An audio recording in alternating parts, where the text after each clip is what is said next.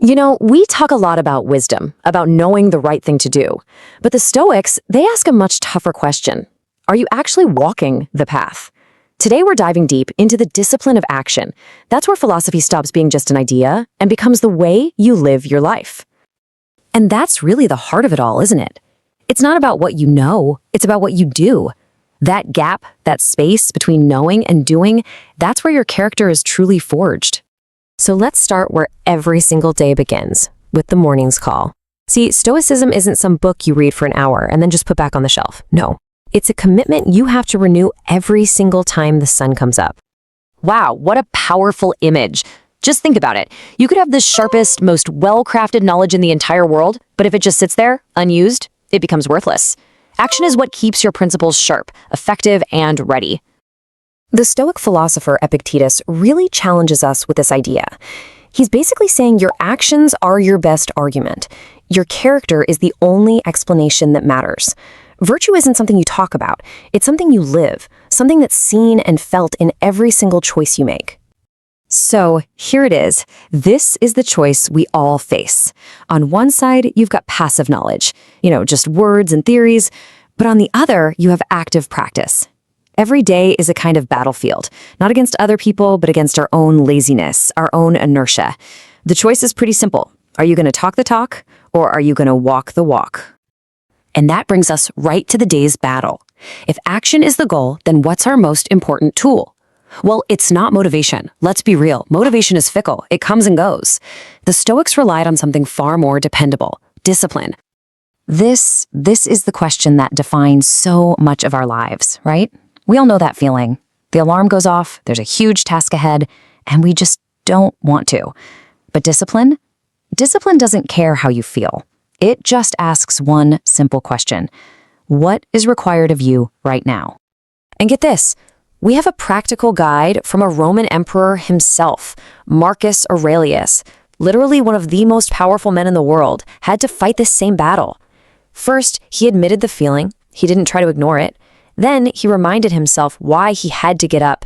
And finally, he just did the work. It's a simple but incredibly powerful formula. Let's just pause and really unpack this shift in thinking.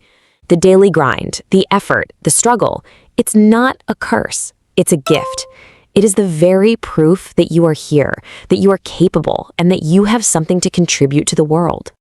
Every time you choose discipline when it would be easier to just relax, every time you do the right thing when the wrong thing is tempting, you're laying another stone. And all these small, consistent actions build a character so strong that it becomes a fortress against whatever challenges life throws at you. But look, action just for the sake of being busy isn't enough. It needs a direction. It needs a moral compass. For the Stoics, that guiding light was, and always is, virtue. It's what makes sure our actions aren't just effective, but that they're also good. So what is this virtue in practical terms? Well, it's about measuring your success with a completely different ruler. It's not about wealth or fame. It's about how your actions line up with these core principles. It's having courage when you're scared, being honest when you could get away with a lie, and seeking justice when you're in a position of power. Man, the Stoic philosopher Seneca just delivers a gut punch with this line. It creates this powerful sense of urgency. The clock is ticking. So, are you spending your precious time on what truly matters, on virtuous action, or are you just letting it all slip away? And what's so crucial to understand is that this power, the power to act with virtue, is entirely within your control. You don't need anyone's approval to be courageous or to be kind. It is a choice you make, moment by moment, and it's powered by nothing more than your own will. Which brings us to the end of the day, to the evening's verdict. Just like the day starts with clear intention, it has to end with honest reflection. A quiet, personal accounting of your actions.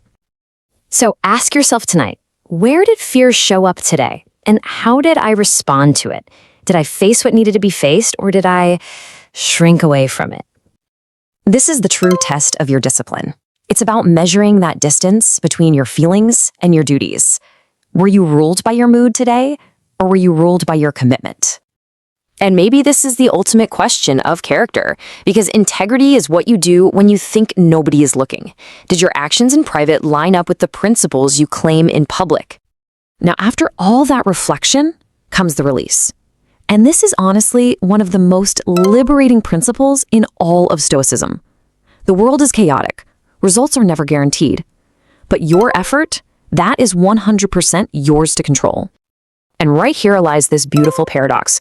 Freedom isn't found in finally achieving a certain outcome. No, freedom is found in the disciplined, virtuous effort you put in and day out.